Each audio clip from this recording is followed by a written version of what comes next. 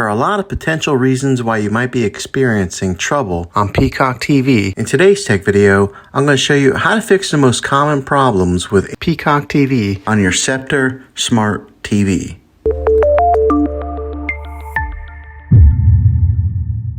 Let's see if we can fix your problems and get your Peacock TV back up and running as quickly as possible. The first one, it's the easiest one to try, and that's to unplug your TV from the wall outlet and wait 60 seconds. Now don't be impatient here, wait the whole 60 seconds, then plug it back in. This is very different from turning your TV on and off with your remote control. This is what we call a hard reset of your TV, so make sure you do this method. If that doesn't work, then find your router that is giving you Wi-Fi and unplug the power to that for 60 seconds. Then plug it back in. If it fixes it, great. If not, let's go ahead and move on to the next method. Try deleting the Peacock TV app on your TV. Go to wherever the apps are located on your system and remove the app altogether. Then reinstall the Peacock TV app again. After you reinstall it, you might have to log back in with all your credentials, but hopefully this works. And if that doesn't work, then I recommend buying an affordable Roku stick, Fire Stick, or Apple TV 4K